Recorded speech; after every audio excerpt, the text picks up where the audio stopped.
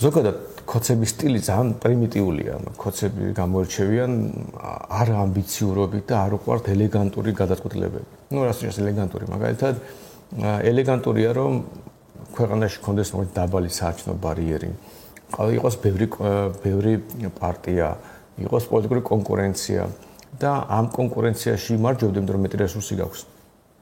ბეროდ უფრო უსაფრთხოა, იმიტომ რომ წააგო მაინც დიდი ალბათობით დაცული ხარ ამ კონკურენციის ხარჯზე, ანუ არავინ არ გაჩნდება ერთპიროვნული მართველი და არ გაგანადგურებს.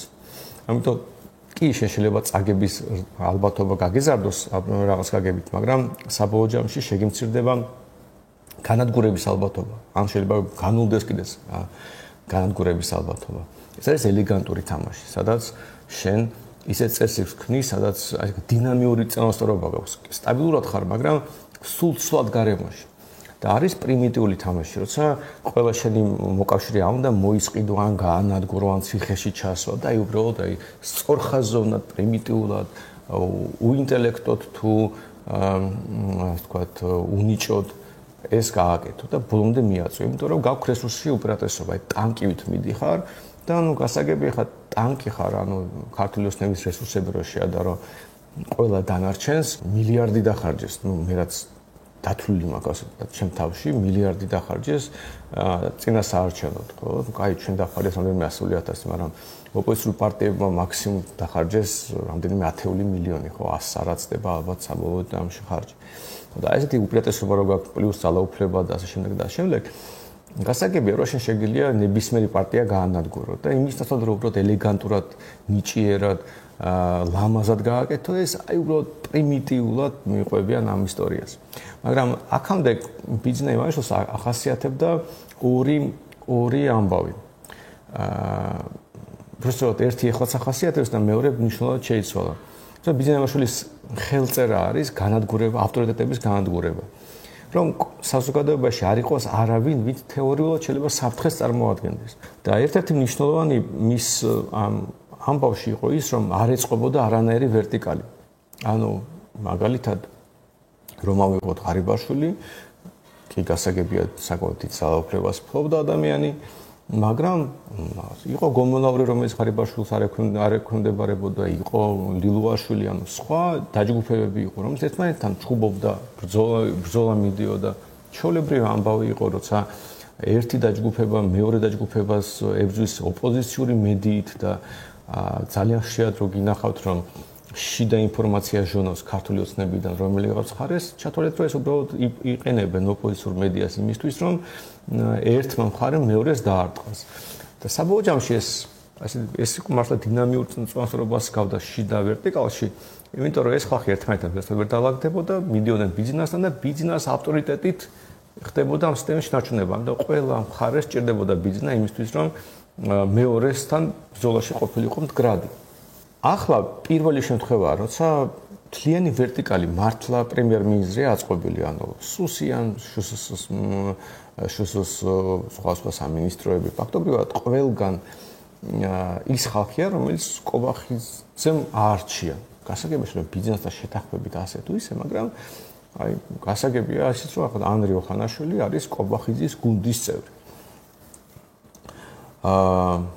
ვინც არის ანრი ოხანაშვილი არის სუსის უფროსი.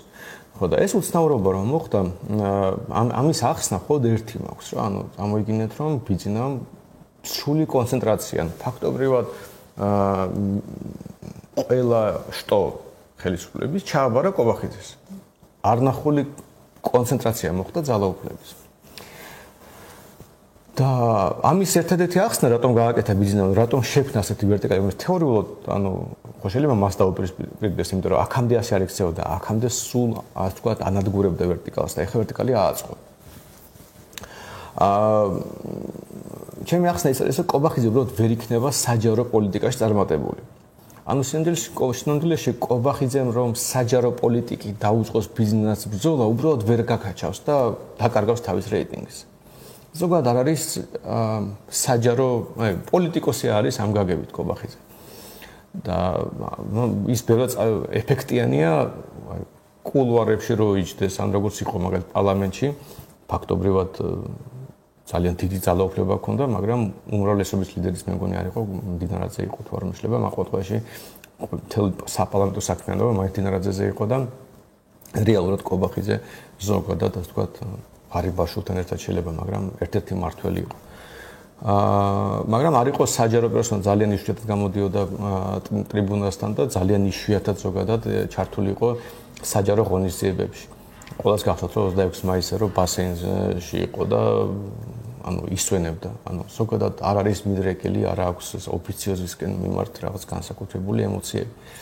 და ღარიბაშვილთან განსხვავებით, ღარიბაშვილი რაც არ უნდა თქვა, მაგალითად აი ღარიბაშვილი ყანწით ხელში და სადღეძელოების ლაპარაკით მარტივად წარმოსადგენია. და აი კობახიძე არ არის წარმოსადგენია ამ შემთხვევაში.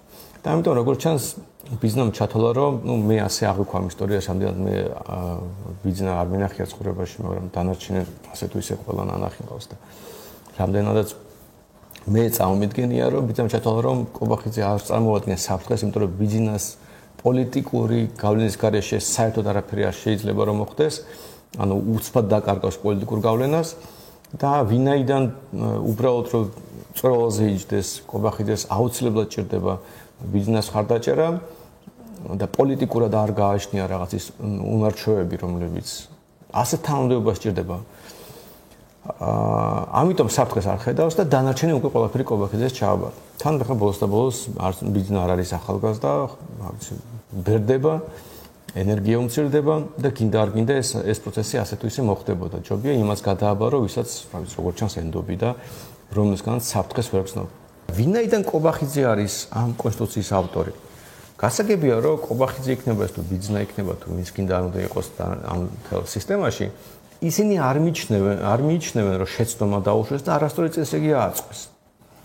რომ აი, რა ვიცი, კანონები უარგისი გვაქვს, რომ ინსტიტუტები უარგისი გვაქვს, ანუ საკუთარ თავს ხო არ ეტყვიან რა მერთო რა უნიჭოები ყოფილიყო თუ ამ ხელა ძალაუფლება ჰქონდა ამდენი წელი და ნახე რა საგიჟეთი გავაკეთეთ. ამას რომც ეს ასე იყოს ბევრი ქართული ოცნების წარმომადგენლის მხრიდან თვითონ თავის თავს ამას ხო არ ეტყვიან. დაიწყეს ამ ვერტიკალის ასე ვთქვათ გაწმენდა. ანუ ეხლა რასაც ხედავთ, კორუფციასთან ბრძოლა, ნარკოპოლიტიკასთან ბრძოლა. აი ესაც ხდება, არის იმიტომ რომ კობახიძეს პირობდად გონია რომ სწორი წესრიგი მოაწყო ასე თუ ისე. და საბოლოო ჯამში დაიწყო ამ წესრიგის გამართვა. აი ხო არ იტყვის რომ დებილური კანონები გვაქვს და ამიტომ კორუფცია გაჩნდა. არა, კანონები კარგი გვაქვს, მაგრამ ადგილზე ხალხი ცუდად იქცევა და იჭერს ვიღაც კორუფციონერს. აი როგორც დაიჭერეს ის რა ქვია, მიქაუტაძე, რომეო მიქაუტაძე. რა ვიცი, პარლამენტში დადიოდა ადამიანი, მინისტრის მოადგილე იყო, ქართული ოცნების წევრები სადღეძელოებს სვავდნენ, ეხუტებოდნენ, კოცნიდნენ, მთელი ამბავი იყო და აღნიშნა რომ კორუფციონერია და თუ კორუფციონერია ალბათ და მილიონები იშოვა ალბათ უამრავი სხვა ადამიანი იყო ამას ჩართული ეჭვი მაქვს ქართული ოცნების დეპუტატების ჩათვლით, იმიტომ რომ ჰაერდა ხო არ შოულობდა, იღებდა ქრთამებს ალბათ ვიღაცეებისგან იღებდა ქრთამებს, ალბათ ბიზნესმენებისგან და ასე შემდეგ და ასე შემდეგ. ანუ ეს ხო მთელი სისტემაა გარყვნილი, თუ მინისტრის მოადგილე ყავს კორუფციონერი ისეთი რომ ასე დემონსტრაციულად იჭერს. ყველას ხო ვერ დაეჭერე, იმიტომ რომ ეს ხო რაღაც აბსურდია.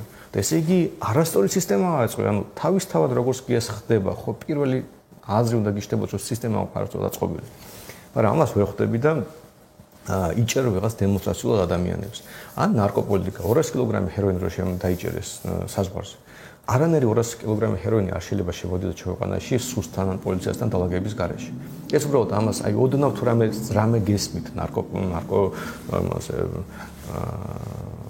პოლიტიკაზე თუ ზოგადად ნარკოტიკების რეალიზაციის ბაზარზე ან რაღაც იცით რა გაიგია წაიკითხავთ. არანაირი 200 კილოგრამი არც არ გადაადგილდება ჰეროინის პოლიციის ჩართულობის გარეშე. ეს რო თქვა, უნდა თქვა, რომ ყველაფერი წინ რაც გავაკეთე არასწორი იყო. ხო და ამიტომ ეს სიტუაცია უბიძგებს იმას, რომ იმის ასულ რომ საკუთარი შეცდომები დაინახო, უბრალოდ თქვა, რომ მოდი წესრიგი კარგად დავაწყოთ.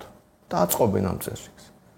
და ერთ-ერთი ამ წესრიგის ამწყობის ელემენტი არის აი ეს რაღაც ოპოზიცია რა. როგორც ჩანს ერთ-ერთი ელემენტი ამ ყველაფრის არის, აი აქ უკვე მე აღარ შემიძლია ახსნა რა ხდება რა, იმიტომ რომ როგორც ჩანს ანუ რაღაც ელემენტი ამ ოპოზიციური პარტიების არის დალაგებული ბიზნესთან.